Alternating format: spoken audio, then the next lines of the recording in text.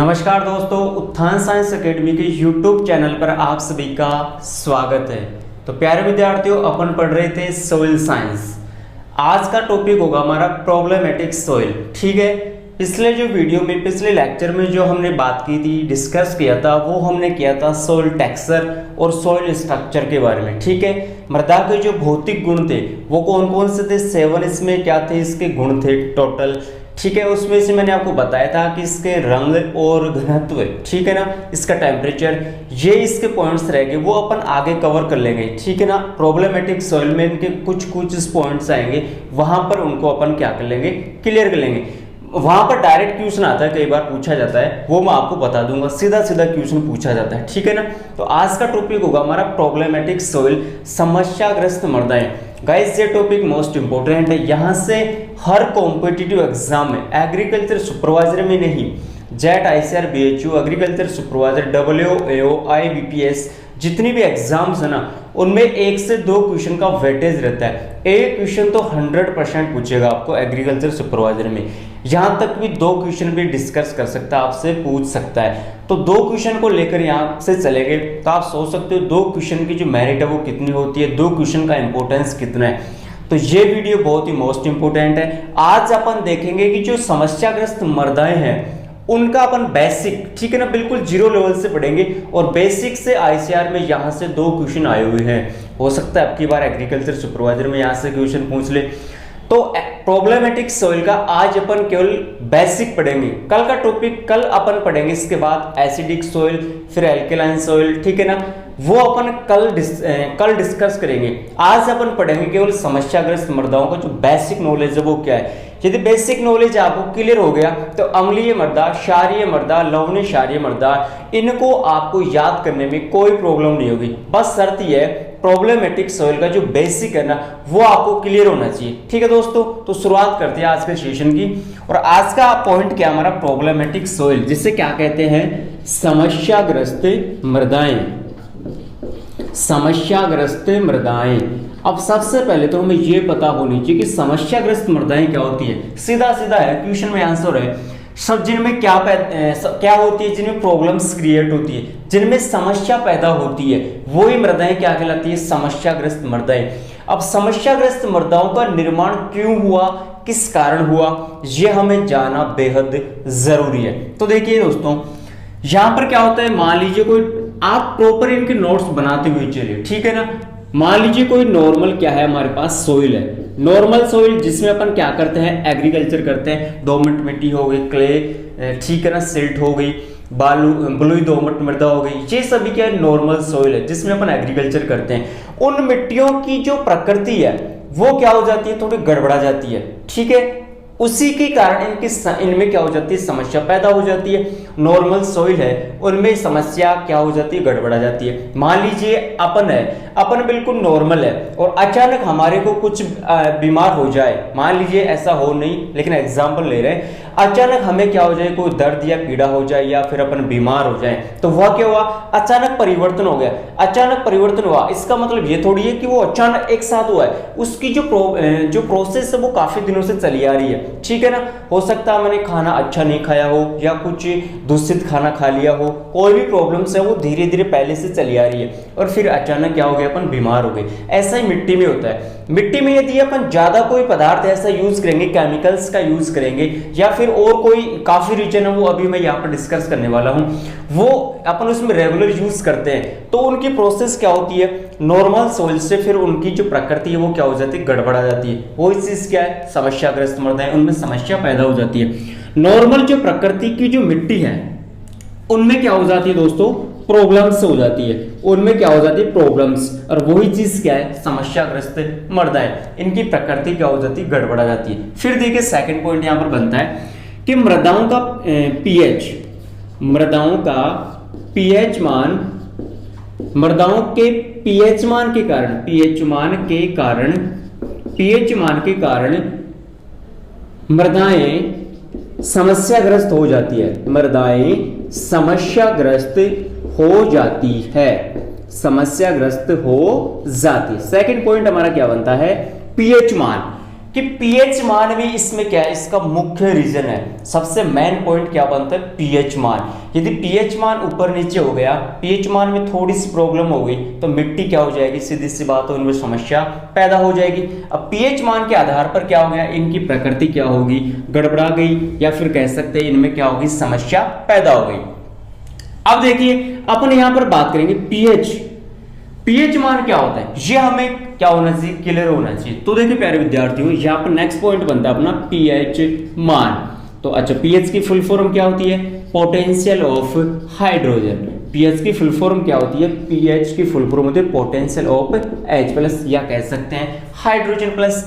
अब यहाँ पर इसकी बात करेंगे डेफिनेशन की, बात किसकी करेंगे, डेफिनेशन की। यहाँ पर बात करेंगे अपन कि पीएच मान जो होता है वो अपन शुरू से पढ़ते आ रहे हैं साइंस में, ठीक है ना, 8th class, 9th class, 10th class, 11th, 12th सभी में, केमिस्ट्री में भी है, पर्टिकुलर साइंस में भी है ये, ठीक है ना। तो पीएच की डेफिनेशन तो अपन शुरू से पढ़ते आ रहे हैं। तो पीएच की डेफिनेशन क्या होती है, हाइड्रोजन आयनों के, H प्लस आयनों के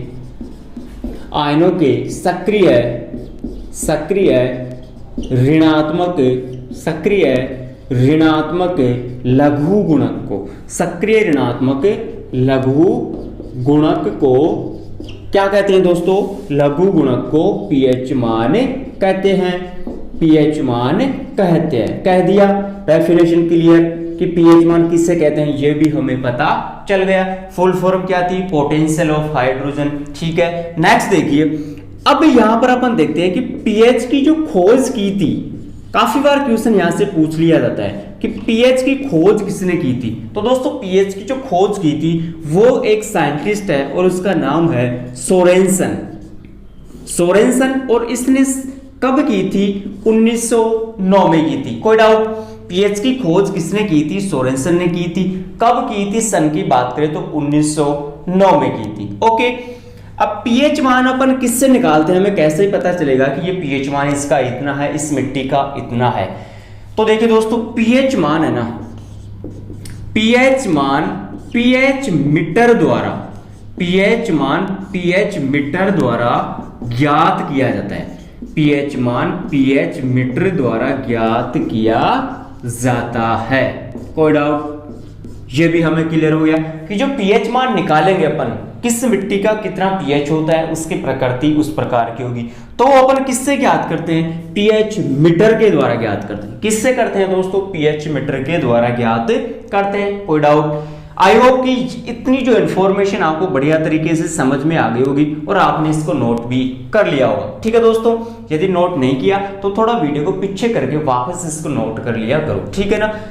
तो देखिए अपन नेक्स्ट अपन यहाँ बात करेंगे पीएच मीटर क्या होता है, इस पर कितने निशान होते हैं, किससे मृदा की प्रकृति कैसी होती है कि उसका पीएच मान इतना होगा तो उसकी प्रकृति ये होगी।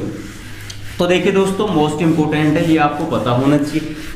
वो मैंने पहले भी स्टार्ट में बताया था आपको। यदि प्रॉब्लमेटिक सॉइल का यदि बेसिक आपको क्लियर हो गया तो फिर कोई टेंशन नहीं है, अपना क्वेश्चन गलत यहाँ से नहीं होगा और अपने 2 क्वेश्चन क्या होंगे, बिल्कुल राइट होंगे। ठीक है, अब अपन बात करें पीएच मान की। यहाँ पर अपन बात कर रहे थे कि पीएच मान जो होता है ना दोस्तों, वो 0 से 14 तक होता है, या फिर बात करें कि 0 से 14 तक क्या होते हैं, निशान होते हैं। क्या होते हैं दोस्तों, 0 से 14 तक यहाँ पर क्या होते हैं, निशान। अब पीएच मान क्या होता है, यहाँ पर मैंने बताया था कि पीएच मान क्या होता है, गड़बड़ा जाता है, ऊपर नीचे हो जाता है, उसके कारण समस्याएं ग्रस्त में मृदाओं में क्या हो जाती है, समस्या उत्पन्न हो जाती है। ठीक है ना। अब देखिए यहाँ पर अपन बात करेंगे पीएच मान के बारे में।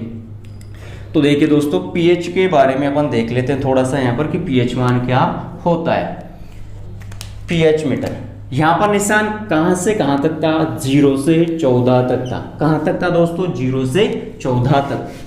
तो देखिए इसको देख लेते अपन बढ़िया तरीके से, ताकि आपको कोई समस्या नहीं होनी चाहिए, और मेरे हिसाब से होगी भी नहीं, आपको समझ में आ जाएगा। ठीक है, प्रैक्टिकली थोड़ा अपन इसको देख लेते हैं। तो देखिए दोस्तों, 0 to 14, ये क्या होगा, इसका मान हो गया। 0 से 14 तक क्या होता है, इसका मान होता है। मिड में क्या होगा, 7, मिड में क्या होगा, 7 हो गया। ओके, अब देखिए 1 2 3 4 5 6 7 8 9 10 11 12 13 14, ये क्या होगा, इसका मान हो गया। अब यहाँ पर अपन बात करें कि पीएच मान 0 to 14 होता है, मिड में कितना होगा 7 होगा। अब यहाँ पर प्रॉब्लम्स क्रिएट हुई मृदाओं में, वो पीएच के कारण हुई, लेकिन क्यों हुई, किस कारण हुई, कितना पीएच मान उसका हुआ, ताकि उस मृदा को अपन किस नाम से डिफाइन करेंगे। ठीक है, तो वो देखिए पीएच मान आई होप कि आपको पहले याद भी होगा, और याद नहीं है तो कोई बात नहीं, अब देख सकते हो आप इसे। पीएच मान यदि 7 से कम होगा, पीएच मान यदि 7 से कम होगा तो कौन सी प्रकृति की मृदा बनेगी, कौन सी प्रकृति की बनेगी दोस्तों, अम्लीय। कौन सी बनेगी, अम्लीय मृदा। कौन सी प्रकृति की मृदा बन जाएगी, अम्लीय प्रकृति की मृदा। और यहां पर यदि पीएच का मान 7 से अधिक होता है, 7 से अधिक हो गया तो यहां कौन सी प्रकृति हो जाएगी, क्षारीय प्रकृति हो जाएगी। कौन सी हो जाएगी, क्षारीय प्रकृति की मृदा, क्षारीय प्रकृति हो जाएगी। कौन सी हो जाएगी, क्षारीय प्रकृति। और यहां पर अम्लीय प्रकृति, जिसे अपन क्या कह सकते हैं, एसिडिक सोइल। क्या कह दिया, एसिडिक सोइल या नेचर, और इसको क्या कह दिया, बेसिक, बेसिक कह दिया, या फिर एल्केलाइन कह दिया, एल्केलाइन सोइल कह दिया। कोई डाउट। अब जो मिड में रह गई, शेष रह गई, वो कौन सी होगी, वो होगी उदासीन। वो कौन सी होगी प्यारे बच्चों, उदासीन। और उदासीन को क्या कहते हैं, न्यूट्रल, न्यूट्रल सोइल। कोई डाउट।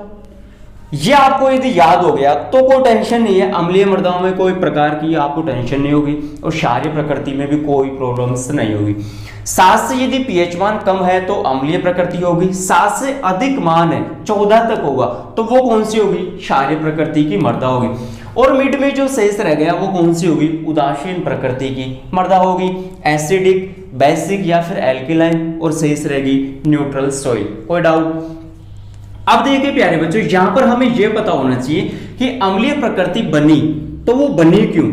आपने इसको डेप्थ में यदि देखेंगे ना तो वो नेक्स्ट लेक्चर में देखेंगे, अम्लीय को अलग से देखेंगे, क्षारीय को अलग से देखेंगे, उदासीन को अलग से देखेंगे। लेकिन थोड़ा यहाँ पर लाइटली अपन देख लेते हैं ऊपर से कि अम्लीय प्रकृति जो है मृदा, उसमें कौन से पोषक तत्व अधिक होते हैं, क्षारीय प्रकृति में कौन से अधिक होते हैं, और उदासीन मृदा में कौन से पोषक तत्व पाए जाते हैं। यह भी मोस्ट इंपोर्टेंट है। ठीक है, तो देखिए यहां से क्वेश्चन आया हुआ है, वो अभी मैं यहाँ पे बताऊंगा, आईसीआर में क्वेश्चन आया हुआ है। तो देखिए प्यारे बच्चों, अम्लीय जो प्रकृति है उसमें एल्यूमिनियम, आयरन, मैग्नीज, इन पोषक तत्वों की सर्वाधिक क्या होती है, मात्रा होती है। कोई डाउट।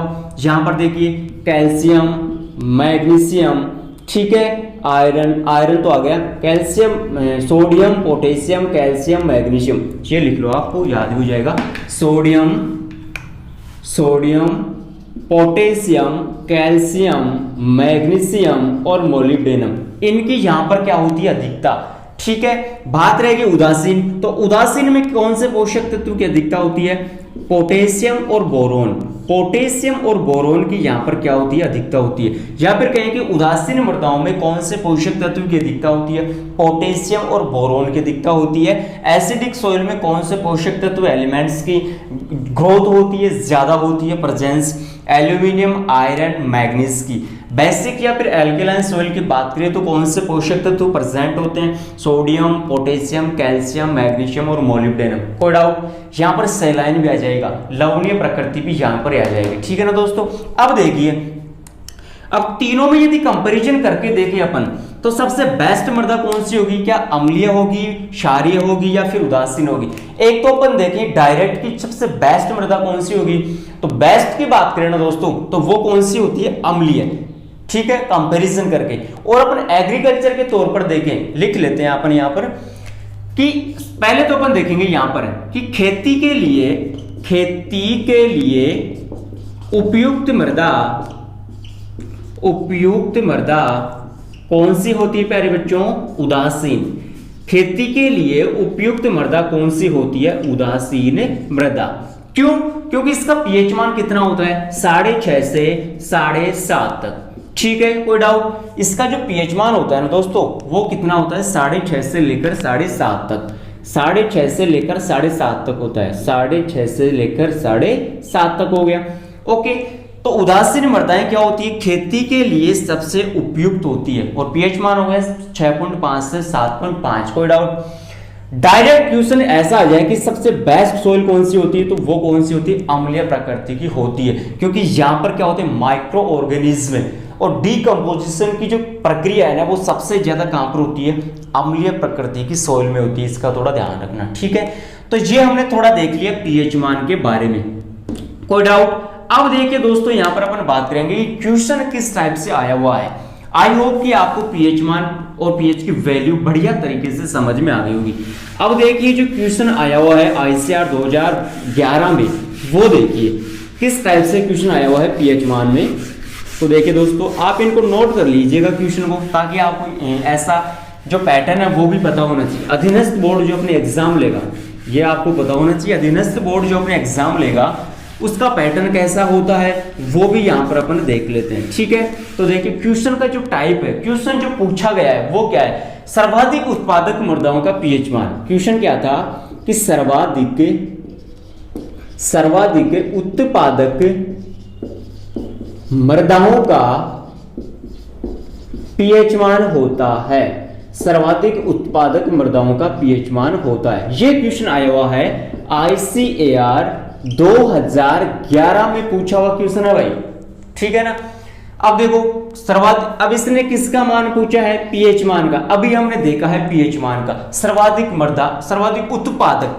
तो उत्पादक मृदाएं सबसे ज्यादा कहां पर होगी, जहां पर अपन खेती करेंगे, उपज यील्ड, ठीक है ना, जहां पर हमें बेनिफिट होगा, प्रॉफिट बेनिफिट ज्यादा हो रहा है ना, वो कौन सी मृदाओं से होता है। अभी हमने देखा था कौन सी मृदा थी प्यारे बच्चों, उदासीन मृदा थी। कौन सी थी, उदासीन। अभी हमने नीचे नीचे देखा था कि कृषि की दृष्टि से सबसे उपयुक्त या सर्वोत्तम मृदा कौन सी होती है, उदासीन। उसका पीएच मान कितना था, 6.5 से 7.5 तक। लेकिन यहां पर ऑप्शन में 6.5 से 7.5 दिया हुआ नहीं था, और ऑप्शन में क्या था, 6 to 8 क्या था, पीएच मान था। तो दोस्तों ये है मोस्ट इंपोर्टेंट क्वेश्चन आया हुआ है। हो सकता है ये आईसीआर में आया हुआ क्वेश्चन है, तो आपको एग्रीकल्चर सुपरवाइजर में पूछ लिया जाए। सेकंड क्वेश्चन यहां पर बनता है, सेकंड क्वेश्चन बनता है कि मृदा पीएच बढ़ने पर, मृदा पीएच बढ़ने पर उपलब्धता बढ़ती है, उपलब्धता बढ़ती है। तो ऐसे कौन कौन से पोषक तत्व है जिनकी उपलब्धता बढ़ती है, कब, जब पीएच मान बढ़ेगा। तो कौन कौन से हैं, सोडियम, पोटेशियम, कैल्शियम, मैग्नीशियम, ठीक है, सल्फर हो गया। और ये आईसीआर 2010 में पूछा हुआ क्वेश्चन है कि पीएच मान बढ़ेगा, पीएच मान बढ़ता है ना, तो ऐसे कौन से पोषक तत्व है जिनकी उपलब्धता बढ़ती है। पीएच मान बढ़ा तो उपलब्धता भी बढ़ गई, वो है सोडियम, पोटेशियम, कैल्शियम, मैग्नीशियम और सल्फर। दोनों ही मोस्ट इंपोर्टेंट क्वेश्चन है, आईसीआर में पूछे हुए क्वेश्चन है। अब देखिए ये वाला जो क्वेश्चन है ना, इसकी अपन थोड़ी थ्योरी देख लेते हैं, ताकि आपको और बढ़िया तरीके से समझ में आ जाएगा कि पोषक तत्व कौन कौन से हैं जिनकी उपलब्धता पीएच मान बढ़ने पर बढ़ती है, पीएच मान घटने पर घटती है, और कौन से पोषक तत्व उदासीन मृदाओं में पाए जाते हैं। वो तो हमने देख ही लिया, कौन से, पोटेशियम और बोरॉन। लेकिन ऐसे कौन से पोषक तत्व जो पीएच मान बढ़ने पर उनकी उपलब्धता घटती है, बढ़ने वाले कौन कौन से हैं, घटने वाले कौन कौन से हैं, वो अपन यहां पर डिस्कस कर लेते हैं। तो पॉइंट हमारा क्या है प्यारे बच्चों, पॉइंट हमारा पोषक तत्व व सूक्ष्म जीवों की उपलब्धता, सूक्ष्म जीवों की उपलब्धता, कि ऐसे कौन कौन से पोषक तत्व है, कौन कौन से सूक्ष्म जीव है जिनकी पीएच मान बढ़ने पर उनकी उपलब्धता भी क्या होती है, बढ़ती है। तो देखिए प्यारे बच्चों, फर्स्ट है कवक। कवक है ना, उसका पीएच मान यदि बढ़ेगा तो उपलब्धता भी क्या होगी दोस्तों, बढ़ेगी, उपलब्धता भी क्या होगी, बढ़ेगी। क्यों, मोस्ट इंपोर्टेंट है, इसको यदि आप हवा मत ले लेना, ठीक है। सेकंड है जीवाणु, और जीवाणु कौन सा है, एक्टिनोमाइसिटीज, एक्टिनोमाइसिटीज। अब इसमें क्या होता है प्यारे बच्चों, पीएच मान यदि बढ़ेगा तो उपलब्धता भी क्या होगी, बढ़ेगी। समझ गए क्या, ये वाले पॉइंट्स आपको समझ में आ रहे हैं क्या, पीएच कैसे बढ़ रहा है, उपलब्धता कैसे बढ़ रही है। मान लीजिए पीएच मान 6 है, 6 से बढ़कर 8 हो गया, तो क्या होगा, पोषक तत्व या फिर जीवाणुओं की उपलब्धता भी। ठीक है, आपको प्यास पहले कम लग रही थी, लेकिन थोड़ी देर में क्या हुआ, आपको प्यास लगने लग गई, तो क्या होगा, आप पानी ज्यादा पियोगे बजाय पहले के। तो वही चीज है, पीएच बढ़ेगा तो पोषक तत्व या जीवाणुओं की उपलब्धता भी क्या हो जाएगी, मृदा में बढ़ जाएगी। ठीक है, अब देखिए ये वाले पॉइंट समझ में आ गए। अब नेक्स्ट पॉइंट अपन देखते हैं, यहाँ पर पोषक तत्वों के आधार पर जीवाणुओं को अपन देख लिया। अब देखते हैं पोषक तत्व कौन कौन से हैं जिनकी पीएच मान बढ़ने पर उपलब्धता बढ़ती है। तो देखिए प्यारे बच्चों, पोषक तत्व कितने होते हैं, टोटल 17वां पोषक तत्व कौन सा है, निकल। निकोलस ने और किसने बताया था, आर्नोल्ड ने। ठीक है ना, पोषक तत्वों के बारे में बताया था। सारणी को अपन अलग से देखेंगे, ठीक है ना, पोषक तत्वों को अलग से लेक्चर में अपन पढ़ेंगे, कंप्लीट पोषक तत्वों को। लेकिन यहां पर अपन देख लेते हैं कि प्राइमरी पोषक तत्व कौन से हैं, एलिमेंट्स। ठीक है, सेकेंडरी कौन से हैं, सेकेंडरी एलिमेंट्स कौन से हैं, और माइक्रो एलिमेंट्स। ठीक है, प्राथमिक पोषक तत्व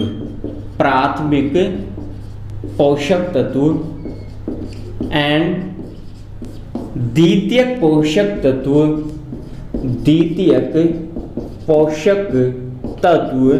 थर्ड है सूक्ष्म पोषक तत्व। इसको 3 पार्ट्स में अपन डिवाइड करते हैं। वहां पर प्रमुखतः 2 पार्ट्स होंगे, 2 पार्ट्स के फिर अलग अलग इनको डिवाइड कर देंगे। ठीक है ना, वो अलग से अपन पोषक तत्वों में पढ़ेंगे। तो देखिए दोस्तों, प्राथमिक पोषक तत्व कौन कौन से हैं, नाइट्रोजन है, फास्फोरस है, पोटास है। सेकेंडरी कौन से हैं, कैल्शियम, मैग्नीशियम, सल्फर। अब माइक्रो एलिमेंट्स कौन कौन से हैं, फे, मन, को, जन, कल। ठीक है ना, ये ही पोषक तत्व क्या है, इसमें प्रेजेंट है। पूरे पोषक तत्व यहां पर नहीं आएंगे क्योंकि पीएच मान बढ़ने पर उनकी उपलब्धता इनकी तो बढ़ेगी, लेकिन कुछ अपवाद भी है। ठीक है ना, तो देखिए प्यारे बच्चों, एनपीके में क्या होगा, इनमें होगा यदि पीएच मान बढ़ेगा ना तो उपलब्धता भी क्या होगी, बढ़ेगी। उपलब्धता भी क्या होगी प्यारे बच्चों, बढ़ेगी। इनको नोट करते हुए चलिए, मोस्ट इंपोर्टेंट है। सेकेंडरी पोषक तत्व में क्या होगा, पीएच मान यदि बढ़ेगा तो उपलब्धता भी क्या होगी दोस्तों, बढ़ेगी। उपलब्धता भी क्या होगी, बढ़ेगी। कोई डाउट, पीएच मान बढ़ रहा है तो कैल्शियम, मैग्नीशियम, सल्फर की उपलब्धता भी बढ़ेगी। पीएच मान बढ़ रहा है तो सोडियम, पोटेशियम और फास्फोरस की उपलब्धता भी क्या होगी, बढ़ेगी। सेम एज इट इज ऐसे यहां पर होगा, पीएच मान बढ़ेगा तो उपलब्धता भी क्या होगी, बढ़ेगी। उपलब्धता भी क्या होगी, बढ़ेगी। लेकिन एक अपवाद है। अपवाद कौन सा है प्यारे बच्चों, मोलिब्डेनम। अपवाद कौन सा है, मोलिब्डेनम। अपवाद का ध्यान रखना, अपवाद ही आपको पूछे जाएंगे। ठीक है दोस्तों, अपवाद कौन सा है, मोलिब्डेनम। गोभी में व्हीपटेल रोग होता है किसकी कमी से, मोलिब्डेनम की कमी से। तो इनमें क्या होता है, इसका पीएच मान बढ़ेगा तो उपलब्धता क्या होगी, जस्ट अपोजिट हो जाएगी, घटेगी। क्या होगी दोस्तों, ये अपवाद है, मोस्ट इंपोर्टेंट है। अपवाद एग्जाम में पूछे जाते हैं, फिर से रिपीट कर रहा हूं। तो मोलिब्डेनम में पीएच मान बढ़ेगा तो उपलब्धता क्या होगी, घटेगी। तो ये हमने देखा उदासीन मृदा में कौन कौन से पोषक तत्व थे, वो मैंने पहले बता दिया, पोटेशियम और बोरॉन। ठीक है दोस्तों, तो ये पोषक तत्व और सूक्ष्म जीवों की उपलब्धता के आधार पर भी हमने पीएच मान को देख लिया। अब देखते हैं अपन यहाँ पर मोस्ट इंपोर्टेंट जो इंफॉर्मेशन है वो कौन कौन सी है। देखिए दोस्तों, वो है कि इंडिया, अपने इंडिया के तौर पर भी देखेंगे और राजस्थान के तौर पर भी देखेंगे कि राजस्थान में जो मिट्टी है उस कौन से भाग पर कैसे की जाती है, किसका क्षेत्रफल कितना है, अम्लीय का कितना होगा, क्षारीय का कितना होगा, उदासीन का कितना होगा, लवणीय क्षारीय का कितना होगा, टोटल सोइल कितनी है। ठीक है ना, ये डाटा आपको याद होनी चाहिए। ये डाटा मोस्ट इंपोर्टेंट है और काफी बार एग्जाम में पूछ भी लिया जाता है। तो देखिए, भारत का जो क्षेत्रफल है, इनको नोट करते हुए चलिए प्यारे बच्चे, भारत का जो क्षेत्रफल है वो कितना है टोटल, बताइए। क्षेत्रफल के यहाँ पर एरिया की बात करें तो वो कितना होगा, 328.7 मिलियन हेक्टेयर। कितना है प्यारे बच्चों, 328.7, 328.7 मिलियन हेक्टेयर। ये क्या है, भारत का कुल क्षेत्रफल। अब देखिए कितने, अब ये तो कुल क्षेत्र हो गया, अब इसमें से कितने क्षेत्रफल में एग्रीकल्चर करते हैं। तो देखिए दोस्तों, योग्य क्षेत्रफल, कृषि योग्य क्षेत्रफल, या फिर कह सकते हैं कि कितने हेक्टेयर क्षेत्रफल में कृषि की जाती है, तो वो है 159 मिलियन हेक्टेयर। देख सकते हो दोस्तों 328.7 मिलियन हेक्टेयर टोटल एरिया है, उसमें से केवल 159 मिलियन हेक्टेयर में क्या करता है, एग्रीकल्चर करते हैं। ठीक है ना, तो किसान, समझ रहे हो ना मैं क्या कह रहा हूँ, फीलिंग्स। थोड़े दिनों पहले किसानों के साथ बहुत ही बड़ा, बहुत ही बुरा बर्ताव हुआ था, ऐसा नहीं होना चाहिए दोस्तों। अपना जो देश है ना वो एक कृषि प्रधान देश है, यहाँ में 100 में से 70% जो जनसंख्या है ना वो एग्रीकल्चर पर डिपेंड है। यदि किसानों के साथ बुरा होगा तो क्या होगा, ठीक है ना, जो भारत है ना ये किसान कृषि है ना, भारत की मुख्य रीढ़ है, और रीढ़ को ये अपन तोड़ देंगे ना तो बॉडी किसी भी काम की नहीं होगी, एक खटिया एक कोने में पड़े रहेंगे, तो वही हालत हो जाएगी। किसानों के साथ बुरा नहीं करना है, इसलिए कहता हूँ दोस्तों सुपरवाइजर बन जाइए, आगे किसानों की जाकर हेल्प करना। ठीक है ना, ऐसा नहीं है जॉब लग गए तो जॉब लगने के बाद ईगो हो गया, ठीक है ना, ऐसा नहीं करना। अभी आपने देखा थोड़े दिनों पहले टिड्डी दल आया था, टिड्डी दल ने किसानों का इतना नुकसान किया है ना दोस्तों, बहुत ज़्यादा, लेकिन किसी भी गवर्नमेंट ने कुछ नहीं किया। यहाँ पर मैं पॉलिटिक्स की बात नहीं कर रहा दोस्तों, मैं यहाँ पर किसान हूँ, किसानों की बात कर रहा हूँ कि उनके साथ कितना बुरा हो रहा है। इसलिए आपको साथ देना है, वो साथ देने के लिए आपको मेहनत करनी पड़ेगी रात दिन। बस आप सीटें निकाल लीजिए, फिर कोई टेंशन नहीं है, साथ आप दोगे, मुझे उम्मीद है दोस्तों। तो 159 मिलियन हेक्टेयर में क्या किया जाता है, यहाँ पर एग्रीकल्चर की जाती है। अब इसमें से देखेंगे अम्लीय भूमि का क्षेत्रफल कितना है, लवणीय क्षारीय भूमि का क्षेत्रफल कितना है।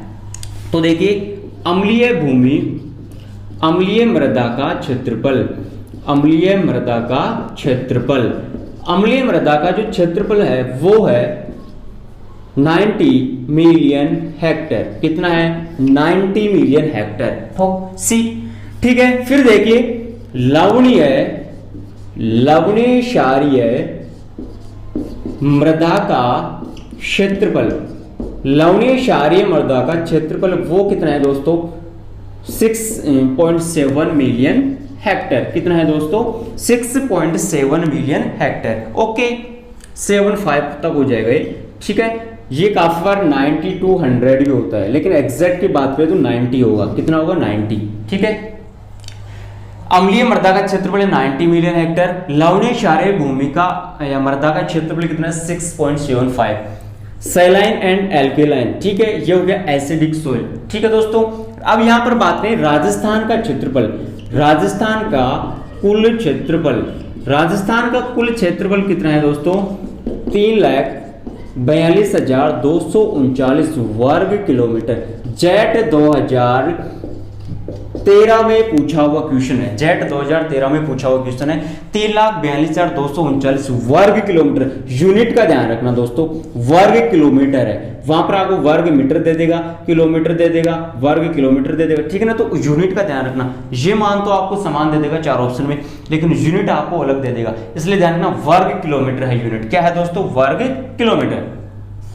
फिर बात करें यहां पर विंड वाटर, कह सकते हैं कि जल चरण, जल चरण होता है ना भारत में, वो कितने क्षेत्रफल में होता है ये भी हमें मालूम होना चाहिए। तो वाइंड वाटर 80 मिलियन हेक्टेयर क्षेत्रफल में होता है। जल द्वारा शरण होता है वो कितने होता है, 80 मिलियन हेक्टेयर, ठीक है दोस्तों। सबसे ज्यादा अब जल चरण कहां पर होगा, जहां पर जल की मात्रा ज्यादा होगी। राजस्थान में तो होगा नहीं, तो राजस्थान में कौन सा शरण होता है, ये क्वेश्चन भी पूछा हुआ है। तो राजस्थान में वायु शरण होता है, और गुजरात में भी वायु शरण, ठीक है ना। तो देखिए दोस्तों यहां पर wind air, wind air erosion, erosion, erosion शरण मतलब, ठीक है ना। तो हवा के द्वारा जो शरण हुआ है कहां पर, ये गुजरात, गुजरात एंड राजस्थान की बात कर रहे हैं दोस्तों।